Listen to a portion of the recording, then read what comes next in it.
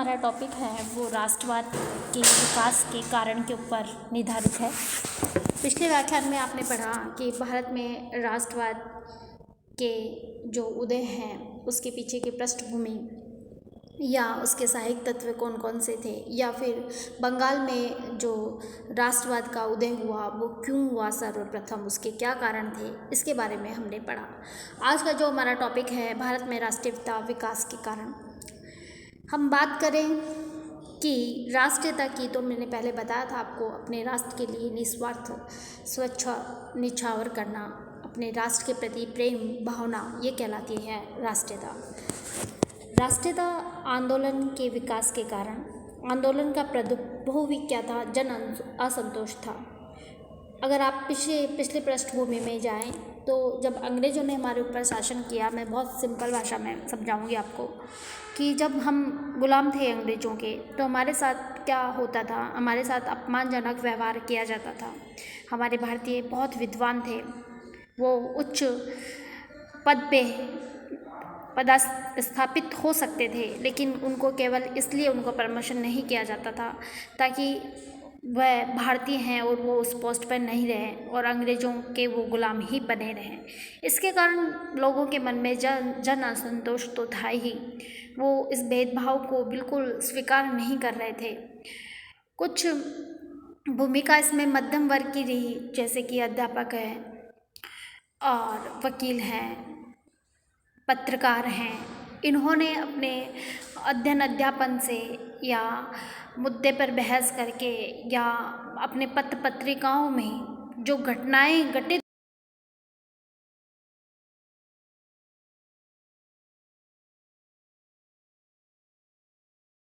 व्याप्त हुआ। और हमारे यहाँ पर गरीबी और अत्याचार इतने होते थे कि अंग्रेज हमारा ही पैसा इंग्लैंड भेज देते थे। यहाँ के जो कुटीर उद्योग धंधे थे उन्होंने उनको नष्ट कर दिया। जहाँ हम तकनीकी बात करें तो उन्होंने हमारे यहाँ रेल यातायात का साधन विकास किए, ट्रांसपोर्ट किए, बहुत सा साधन केवल अपने निजी स्वार्थों के लिए। जन असंतोष की जननी जो थी वह गरीबी व सरकार के अत्याचार होते थे।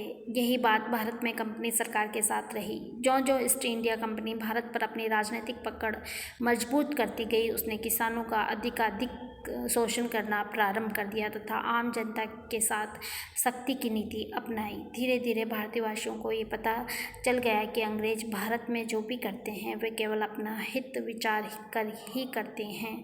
अतः अंग्रेजों की अत्याचारपूर्ण नीति के विरुद्ध भारतीयों वासियों में आक्रोश उत्पन्न होने लगा और वे धीरे धीरे भयंकर होने लगा।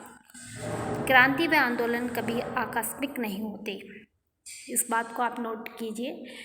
मैं एक सिंपल सा अगर उदाहरण मैं दूँ आपको, अगर आपको घर में कोई डांट बेवजह पड़े या आपके विरुद्ध कोई गुस्सा करे बेवजह, तो आपके मन में उस व्यक्ति के प्रति थोड़ा गुस्सा आएगा।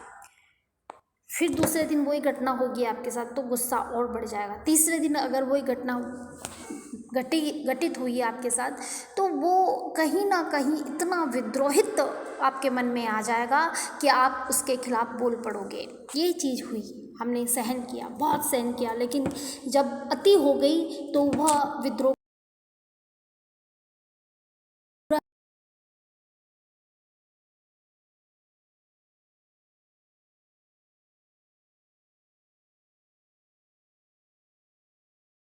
हुआ। आगे हम बात करें तो यहाँ पर भारत में राष्ट्रीयता का जो विकास है वो 19वीं सदी और उससे पहले की घटनाओं के कारण भारत में राष्ट्रीयता का विकास हुआ। और इसके पीछे जो कारण हैं उसके बारे में मैं बताती हूँ। अपन एक एक कारण लेते हैं। जैसे पहला कारण है विदेशी शासन के प्रभाव। ब्रिटिश शासन की एक प्रमुखता यही रही है कि समस्त भारत में एक सी शासन व्यवस्था स्थापित हो गई। सारे भारत में एक से कानून लागू हो। भारत जैसे विशाल देश में ये राजनीतिक एकता स्थापित करने में संचार व यातायात के साधनों ने अहम भूमिका निभाई। ग्रामों की आर्थिक आत्मनिर्भरता के टूटने और भीतरी व्यापार के विकास से भी समन्वित भारतीय अर्थव्यवस्था के उभार की परिस्थितियां उत्पन्न हुई। स्नेह स्नेह भारतीयवासियों का आर्थिक भाग्य एक दूसरे से जुड़ता गया। पाश्चात्य शिक्षा ने भी भारतवासियों में एकता की भावना उत्पन्न की। परंतु देश की एकता का अर्थ ये नहीं था कि भारतवासी अंग्रेजी प्रशासन को अपने अनुकूल समझने लगे। समय समय पर अंग्रेजी शासन का विरोध भी होता रहा, जैसा कि देखा आपने 1837 1857 के अंतराल में ऐसा कोई भी साल नहीं गया जबकि देश के किसी भाग में विद्रोह नहीं हुआ हो। आमतौर पर ये विद्रोह 3 रूप में हुए, जैसा कि नागरिक विद्रोह हुए, आदिवासियों के उपद्रव है, किसान आंदोलन है। यह आंदोलन ब्रिटिश शासन के विरुद्ध हुए।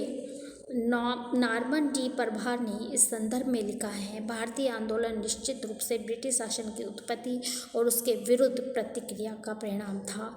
इसका प्रारंभ अंग्रेजों के विरुद्ध स्वरूप हुआ, अंततः इसकी परिणति एक महान आंदोलन में हो गई। तो हम देखते हैं कि विदेशी शासन को वो कभी भी स्वीकार नहीं कर सकते। कुछ समय के लिए उसको स्वीकार कर ले, लेकिन ये नहीं कि बच्चे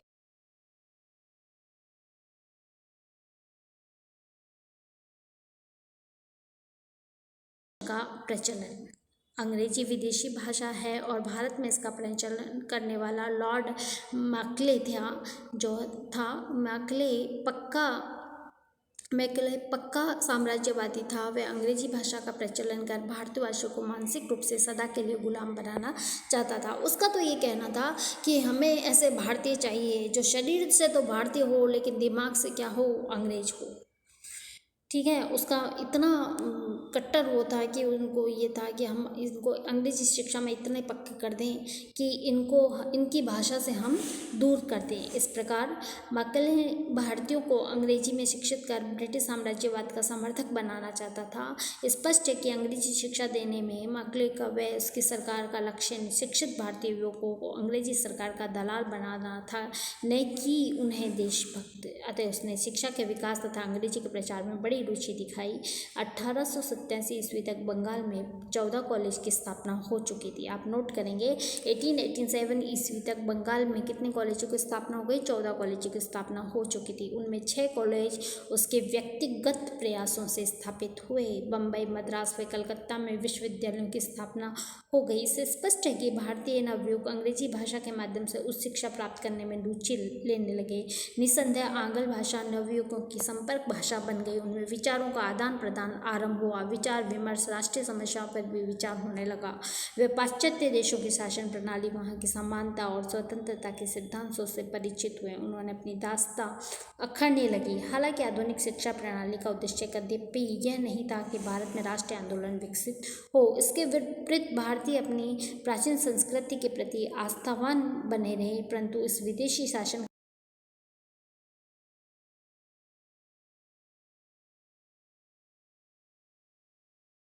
चेतना का सर्जन हुआ। आंग्ल भाषा के अध्ययन से भारतीय नवयुवकों में कई परिवर्तन आए, जैसे कि पाश्चात्य दार्शनिकों व राजनीतिक विचारों से अवगत होना। पाश्चात्य विचार जैसे कि विचारक थे बैंक, बंथम, मिल, रूसो, मिल्टन, स्पेनर आदि के विचारों से वे प्रभावित हुए। जब उन्होंने अंग्रेजी इनका साहित्य पढ़ा तो उनके विचारों के कारण भारतीय नवयुवकों में राष्ट्रवाद व प्रजातंत्रवाद के भाव प्रबल हुए। रूसो के क्रांतिकारी विचारों से ओतप्रोत होकर वह यहाँ भी समानता, स्वतंत्रता के सिद्धांतों पर प्रचलित शासन व्यवस्था के इच्छुक हो गए। इन कारणों से भारतीय नवयुवक जब ब्रिटिश निरंकुश शासन व्यवस्था भारत में देखते थे तो उनका हृदय पिस उठता था। उनके हृदय में भारत में भी राष्ट्रीय संगठन बनाने की प्रबल इच्छा हुई। यहाँ पर हम देखते हैं कि जितना अंग्रेजों ने सोचा कि इनको हम अंग्रेजी साहित्य पढ़ाकर हमारी ओर, लेकिन यहाँ का थोड़ा सा विपरीत प्रभाव ये पड़ा कि वहाँ यहाँ के नवयुवकों ने जब अंग्रेजी साहित्य का अध्ययन किया तो उन्होंने देखा कि यहाँ पर बात हो रही है स्वतंत्रता और समानता की, जबकि हमारे साथ ऐसा कुछ नहीं हो रहा है। तो उन्होंने इस चीज़ का विरोध करना शुरू कर दिया। अब हम देखते हैं कि दूसरा है अंग्रेजी भाषा से समानता की भावना उत्पन्न होना। आधुनिक शिक्षा से भारतीय शिक्षित लोगों में समानता व स्वतंत्रता की भावना विकसित हुई। इस भाषा के माध्यम से भारत के शिक्षित लोग समस्त भारत के शिक्षित लोग एक दूसरे के संपर्क में आए। भाषा के माध्यम से विभिन्न भाषाभाषी नागरिक एक सूत्र में बंध गए। अमेरिका का स्वतंत्रता संग्राम, फ्रांस की राज्य क्रांति उनकी प्रेरणा के स्रोत बन गए। इसलिए रोनाल्ड ने लिखा है, पश्चिमी शिक्षा की नवीन शराब में भारतीय युवक झूम उठे। उन्होंने इसका पान स्वतंत्रता तथा राष्ट्रवाद के साधनों से किया।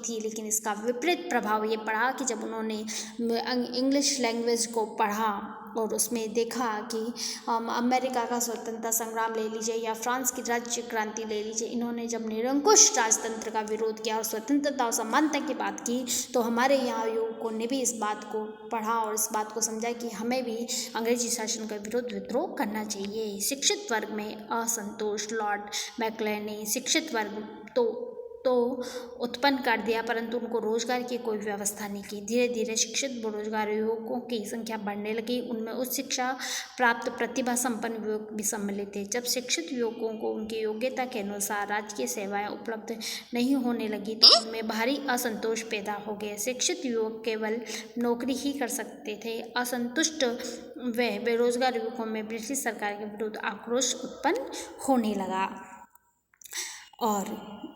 1838 का टावलियन द्वारा उद्गत ये कथन कि अंग्रेजी शिक्षा का प्रभाव भारत में अंग्रेजी साम्राज्य को हितकर होगा, उन्होंने इसको झूठा सिद्ध कर दिया। यहाँ के लेखकों व कवियों का योगदान अंग्रेजी भाषा के प्रचलन से भारतीय विद्वान पश्चिम के विद्वानों से संपर्क में आए। उनके विचारों से प्रभावित होकर भारतीय विद्वानों ने भी राष्ट्र प्रेम से परिपूत रचनाएं करना आरंभ कर दिया। वे चाहते थे कि भारत में ऐसा साहित्य सर्जन हो जाए जो सोए भारतीयों के दिलों में राष्ट्रवाद का तूफान उद्दलित कर दे, मतलब जो सो रहे हैं उनके मन में राष्ट्रवाद का तूफान उद्दलित कर दे। इस दिशा में बंकिम चंद्र चटर्जी का आनंद मठ देशभक्ति का बाइबल बन गया। देशबंधु हेमचंद्र बनर्जी, नवीन चंद्र सेन, आर.सी. दत्त तथा रविंद्रनाथ आदि विद्वानों ने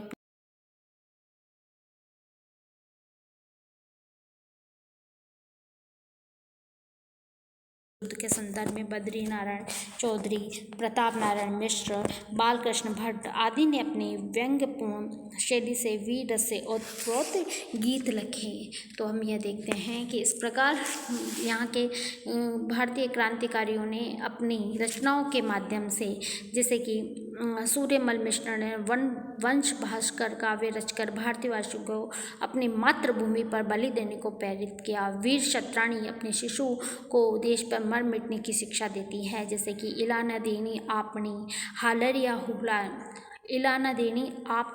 हालरिया दुलराय, पुत्र सिखावे पालने मरण बढ़ाई माई, यानी अपनी ज़मीन नहीं देनी, अपनी इला नहीं देनी, अपनी जो ज़मीन है अपना अस्तित्व नहीं देना, चाहे उसके लिए मर मिट जाए। ये बात उसको पालने में ही, जब वो बहुत छोटा है शिशु, तब वो उसकी माँ उसको सिखा रही है। तो ऐसी रचनाएं और स्वदेशी गीत, जैसे कि तमिल भाषा के कवि सुब्रह्मण्य भारती ने वीर रस पूर्ण स्वदेशी गीत माला की रचना की। इसमें उन्होंने वीर रस के गीतों का संग्रह किया। उन्होंने अपने गीतों के माध्यम से भारतीयों में एकता तथा वीरता उत्पन्न करने का प्रयास किया। उदाहरणतः 20 करोड़ हैं हाथ इनके पर प्राण एक हैं। देखिए आप, 20 करोड़ हाथ हैं इनके प्राण एक हैं, बोलने की भाषाएं 18 हैं पर चिंतन एक हैं। 20 करोड़, अब तो बहुत आबादी हो गई, 20 करोड़ हैं हाथ इनके पर प्राण एक हैं, बोलने की भाषाएं भी बढ़ गई हैं पर उस समय बोलने की भाषाएं 18 है पर चिंतन एक है।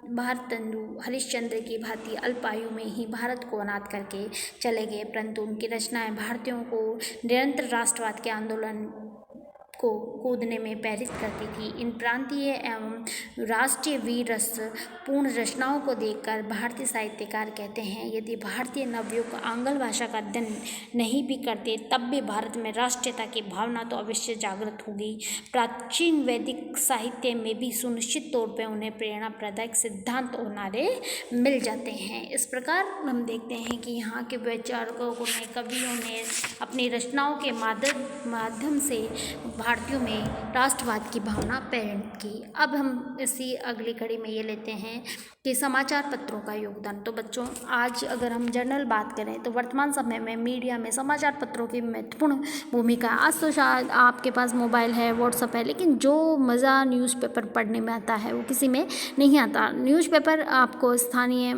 राष्ट्रीय, अंतर्राष्ट्रीय समाचार अवगत कराएगा और इन समाचार पत्रों का योगदान उस समय भी था। देखिए, समाचार पत्र संदेश वाहन व विचारों के आदान प्रदान के सुगम साधन सिद्ध हुए। छापे खाने के आविष्कार के उपरांत भारत में भी समाचार पत्रों का प्रचलन दुर्गति से हुआ। समाचार पत्रों का प्रकाशन हिंदी व अंग्रेजी दोनों भाषाओं में हुआ। भारत में प्रथम छापाखाना कलकत्ता के पास श्री रामपुर में ब्रिटिश मिशनरियों द्वारा स्थापित किया गया था। आप इसको अंडरलाइन करेंगे। भारत में छापाखाना समझते हैं आप? अखबार मैगजीन जो जहाँ पर छपती है। छापाखाना कलकत्ता के पास श्री रामपुर में, ठीक है, के और एस कर लीजिए, कलकत्ता, ठीक है।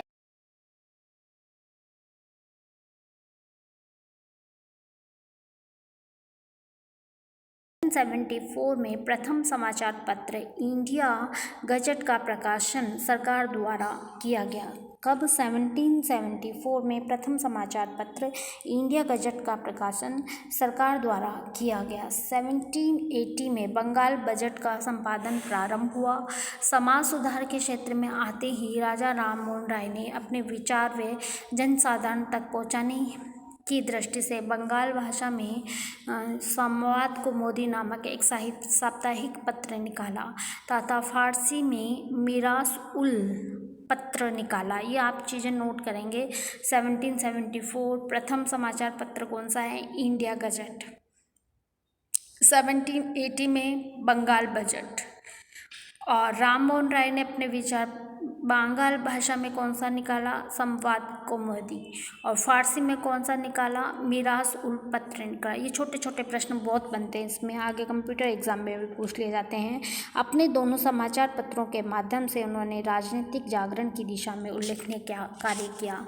हिंदी भाषा का प्रथम समाचार पत्र है वो है उदंत मार्तंड था, जिसका प्रकाशन 1826 में प्रारंभ हुआ। हिंदी भाषा का प्रथम समाचार पत्र कौन सा है? उदंत मार्तंड है। तो यूएम कर लीजिए, उदंत मार्तंड है, जिसका प्रकाशन 1826 में प्रारंभ हुआ। समाचार पत्र ईस्ट इंडिया कंपनी की साम्राज्यवादी नीति तथा आर्थिक शोषण का खुलकर विरोध करने लगा। समाचार पत्रों की संख्या में दिनों दिन बढ़ती घटने लगी। जनसाधारण के पास भारतीय सुधारकों व राजनीतिक विचारों के विचार सुगमता से जाने लगे।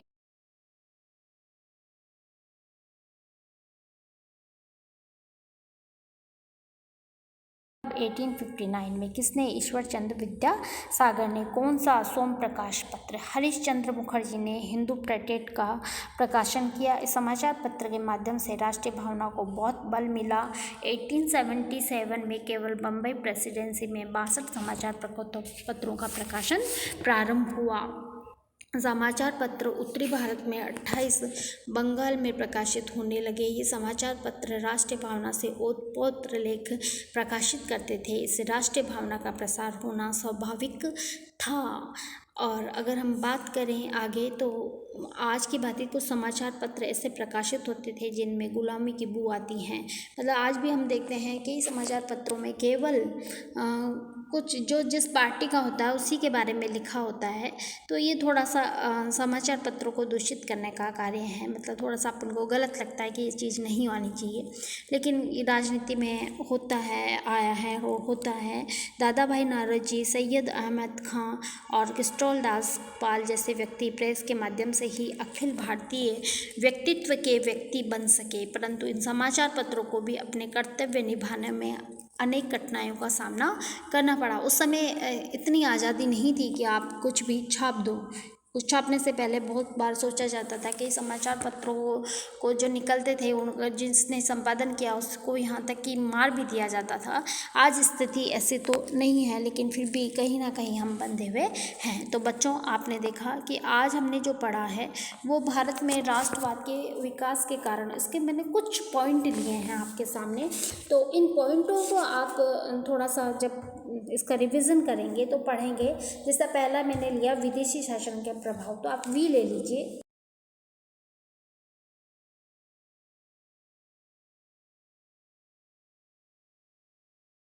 फिर अंग्रेजी शिक्षा का प्रचलन है, इसमें हमने पॉइंट बनाए जैसे कि अंग्रेजी शिक्षा में पाश्चात्य दार्शनिक विचारों को राजनीतिक विचारों के विचारक, अंग्रेजी भाषा में समानता की भावना, शिक्षित वर्ग में असंतोष, फिर जो लेखक व कवियों का योगदान अंग्रेजी शिक्षा में आएगा। फिर नेक्स्ट आता है कि समाचार पत्रों का क्या योगदान रहा राष्ट्रीयता के विकास में। तो समाचार पत्र बहुत सारे थे।